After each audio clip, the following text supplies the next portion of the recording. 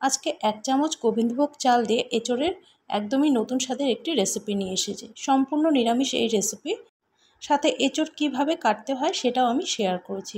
এঁচোড় একই রকমভাবে খেতে খেতে যদি ভালো না লাগে, এইভাবে নতুন পদ্ধতিতে একবার বানিয়ে দেখতে পারেন। আশা করছি রেসিপি আপনাদের ভালো লাগবে। তো শুরু করছি আজকের রেসিপি। প্রথমে এঁচোড়টা কেটে নেব। তো এখানে খুব বেশি ছোটও না আবার খুব বেশি বড়ও না, এরকম মিডিয়াম সাইজের একটা এঁচোড় নিয়েছি। আর এঁচোড়টা কাটার জন্য আমি বটি ব্যবহার করছি, আর সামান্য তেল মাখিয়ে নিলাম, সর্ষের তেল, যাতে আঠাটা আটকে না ধরে। আর হাতেও একটু তেল মাখিয়ে নিলাম। মাখিয়ে এইভাবে 4 ভাগ করে প্রথমে এঁচোড়টা কেটে নিতে হবে। আর এই যে আঠাটা আছে সেটা কিন্তু ভালো করে জল দিয়ে ধুয়ে নেব। জল দিয়ে ধুয়ে নিয়ে এখন আমি কিন্তু কেটে নিচ্ছি। এবার খোসাটাকে একটু মোটা করে কেটে নিতে হবে। এঁচোড় কাটা অনেকের কাছেই ঝামেলা মনে হয়, কিন্তু এইভাবে যদি আপনারা একবার কেটে নেন আপনাদের কিন্তু কোনো ঝামেলাই হবে না এঁচোড় কাটতে, আর খুব তাড়াতাড়িও হয়ে যায় কেটে নিলে। আর যেহেতু এটা খুবই কচি এঁচোড়, তাই শুধু খোসা আর ওপরের যে একটা শক্ত অংশ আছে সেটাই ফেলে দিলাম, আর কিছুই ফেলবো না। এবার ওপরে যে শক্ত অংশটা আছে এইভাবে কেটে নিচ্ছি, কেটে ফেলে এবার একটু বড় বড় টুকরো করে কেটে নিচ্ছি। তো এইভাবে যদি এঁচোড় কাটা হয় তাহলে খুব কম সময়ের মধ্যেই কিন্তু কেটে নেওয়া যায় এঁচোড়। তো এরকম বড় বড় টুকরো করে কেটে নিলাম। এবার ভালো করে এঁচোড়টা ধুয়ে নেব। এঁচোড়টা ধুয়ে নিয়েছি, এবার সেদ্ধ করে নিতে হবে এঁচোড়টা। তো কড়াইতে আমি সেদ্ধ করছি। তো এঁচোড় সেদ্ধ হওয়ার জন্য পরিমাণ মতো জল দিয়ে দিলাম। এবার ছোটো 1/2 চামচ লবণ আর কয়েক ফোঁটা সর্ষের তেল দিয়ে দিলাম। এবার কেটে নেওয়া এঁচোড় দিয়ে দিচ্ছি, দিয়ে এগুলোকে সেদ্ধ করে নেব। গ্যাসের ফ্লেম হাইতেই রেখেছি। আর এই এঁচোড়ের সাথে আমি দিয়ে দিচ্ছি 4টে শুকনো লঙ্কা আর 2টো মিডিয়াম সাইজের টমেটো। এগুলো দিয়ে একসাথেই আমি সেদ্ধ করে নেব। তো জলটা যখন একটু ফুটে উঠবে তখন ঢাকা দিয়ে এটাকে একটু সেদ্ধ করে নিতে হবে। গ্যাসের ফ্লেম আমি মিডিয়ামে রেখেছি। এঁচোড় সেদ্ধ হতে হতেই এদিকে ছোট্ট একটা বাটির মধ্যে দিয়ে দিচ্ছি বড় 1 চামচ গোবিন্দভোগ চাল। চালটা আমি একটু ধুয়ে নিলাম। ভিজিয়ে রাখার কোনো দরকার নেই, জল দিয়ে এইভাবেই ধুয়ে রেখে দিলাম এক সাইডে। আর এদিকে এঁচোড়টা দেখে নিচ্ছি এখন। ঢাকনা সরিয়ে দেখে নিচ্ছি, এঁচোড় দেখুন মোটামুটি 80% সেদ্ধ হয়ে গেছে। খুব সেদ্ধ করব না, কারণ এটাকে পরে আবারও রান্না করতে হবে, তাই 80%-এর মতো সেদ্ধ করে নিতে হবে। গ্যাস এখন অফ করে দিলাম। এখন এঁচোড়, শুকনো লঙ্কা আর টমেটো তুলে নিচ্ছি। তো সমস্ত কিছু তুলে নিলাম। এদিকে কড়াই পরিষ্কার করে এবার কড়াইতে দিয়ে দিচ্ছি প্রায় 4 কাপের 1/2 কাপ সর্ষের তেল।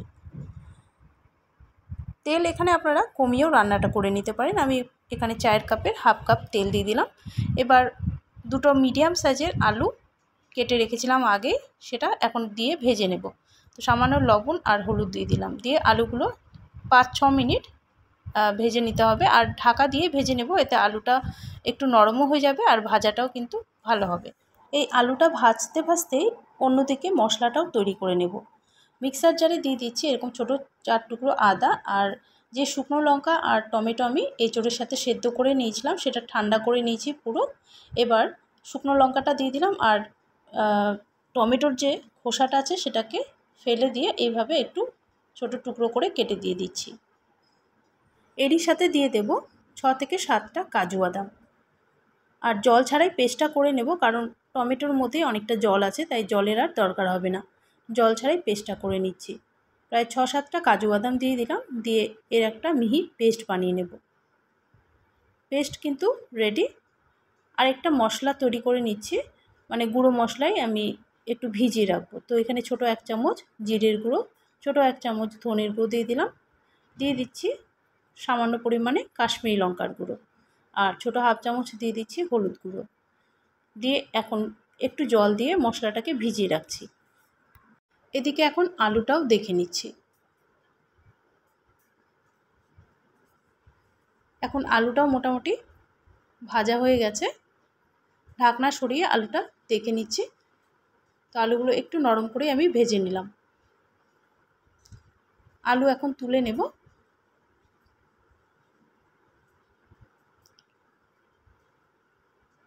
আলু তুলে নিয়ে এখন এই তেলের মধ্যে এঁচোড়ও হালকা একটু ভেজে নেব, খুব বেশি ভাজবো না।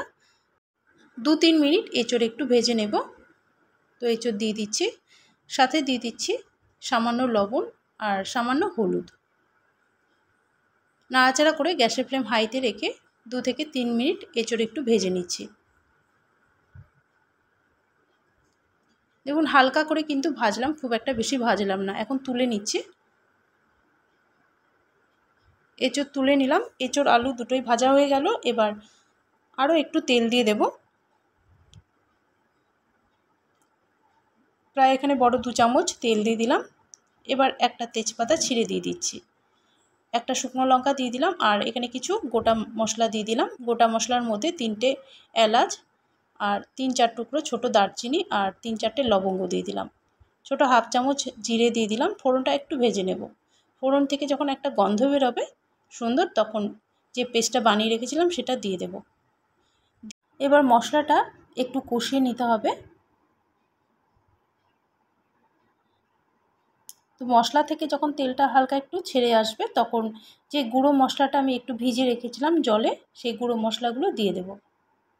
তো এটা দিয়ে দিচ্ছি, দিয়ে আবারও কিছুক্ষণ মশলাটা কষিয়ে নেব। 2-3 মিনিট মশলাটা কষিয়ে নিচ্ছি, আর সাথে চেরা 2টো কাঁচা লঙ্কাও দিয়ে দিচ্ছি। এখানে ঝাল অবশ্যই আপনাদের স্বাদ মতো দেবেন, যে যেমন ঝাল খেতে পছন্দ করেন। আর এখানে টমেটোটা যেহেতু আমি বেটে দিয়েছি, তাই দেখুন কালারটাও কিন্তু খুব সুন্দর এসেছে, আর সাথে গ্রেভিটাও কিন্তু একটু ঘন হয়। আর সাথে কাশ্মীরি লঙ্কার গুঁড়ো দিয়েছি, তাই কালারটাও কিন্তু ভালো আসবে। মশলাটা কষাতে কষাতেই যে চাল আমি ধুয়ে রেখেছিলাম সেই চালটা দিয়ে দিচ্ছি। চাল দিয়ে মশলার সাথে আবারও কিছুক্ষণ কষিয়ে নেব। আর লবণ আমি আগে দিইনি, তাই এখন স্বাদ মতো লবণটা দিয়ে দিচ্ছি। প্রায় ছোটো 1 চামচ লবণ দিয়ে দিচ্ছি, সাথে প্রায় ছোটো 1 চামচ চিনিও দিয়ে দিলাম। নিরামিষ রান্নায় চিনিটা দিলে কিন্তু ভালো লাগে খেতে। মশলাটা কড়াইয়ের নিচে একটু লেগে যাচ্ছে, তাই সামান্য জল দিয়ে দিলাম। দিয়ে মশলাটা একটু কষিয়ে নিচ্ছি। মশলা কষিয়ে নেওয়ার পর এখন এর মধ্যে ভেজে নেওয়া এঁচড় আর আলু দিয়ে দেব। দিয়ে মশলার সাথে এঁচড় আলু একটু কষিয়ে নেব। 2 থেকে 3 মিনিট একটু কষিয়ে নিচ্ছি, এতে মশলা এঁচড় আলুর মধ্যে ভালো মতো ঢুকে যাবে। আর সামান্য জল দিয়ে দিচ্ছি, যাতে কড়াইয়ের মধ্যে লেগে না ধরে। মশলার সাথে এঁচড় আলু একটু কষিয়ে নিয়ে এবার এর মধ্যে জল দিয়ে দেব। প্রায় এখানে 2 গ্লাস আমি গরম জল দিয়ে দিচ্ছি। আমি এটা একটু মাখা মাখা করেই নামাবো, তাই জল 2 গ্লাসই দিলাম। যদি আপনারা একটু গ্রেভিটা পাতলা রাখতে চান, তাহলে জলটা একটু বেশি দিয়ে দেবেন। তো 2 গ্লাস জল দিয়ে দিচ্ছি, গরম জল। এবার ঢাকা দিয়ে এটাকে সেদ্ধ হতে দেব। তো নাড়াচাড়া করে ঢাকা দিয়ে দিচ্ছি। গ্যাসের ফ্লেম লো টু মিডিয়ামে রেখে এটা হতে দেব। এখন গ্যাসের ফ্লেম হাইতেই রেখেছি, আর যখন গ্রেভিটা ফুটে যাবে তখন গ্যাসের ফ্লেম একদম কমিয়ে এটাকে ঢাকা দিয়ে রান্না করে নেব। প্রায় লো টু মিডিয়াম ফ্লেমে 8 থেকে 9 মিনিট রান্না করে নিলাম। এখন দেখে নিচ্ছি, চালও সেদ্ধ হয়ে গেছে, সাথে এঁচড়ও মোটামুটি 80% আগেই রান্না ছিল। এখন কিন্তু পুরোটাই সেদ্ধ হয়ে গেছে, সাথে আলুও সেদ্ধ হয়ে গেছে। এবার লবণটা আমার কাছে কম মনে হচ্ছিল, তাই সামান্য লবণ অ্যাড করে দিলাম। আর এখন দিয়ে দেবো এর মধ্যে ছোটো 1 চামচ গরম মশলার গুঁড়ো আর বড় 1 চামচ ঘি দিয়ে এখন নাড়াচাড়া করে এটাকে নামিয়ে নেব। তাহলেই তৈরি দারুণ স্বাদের এই রেসিপি। একই রকমভাবে এঁচড় খেতে খেতে ভালো না লাগলে এই নতুন পদ্ধতিতে একবার বানিয়ে দেখতে পারেন। আশা করছি এটা বাড়ির সবারই ভালো লাগবে। আর আজকের রেসিপি দেখে যদি ভালো লাগে তাহলে প্লিজ লাইক ও শেয়ার করে দেবেন, সাথে চ্যানেলটি অবশ্যই সাবস্ক্রাইব করে রাখবেন আমার নতুন নতুন ভিডিওর আপডেট পাওয়ার জন্য। আজকে এখানেই শেষ করছি, আবারও চলে আসবো নতুন কোনো রেসিপি নিয়ে আপনাদের সামনে।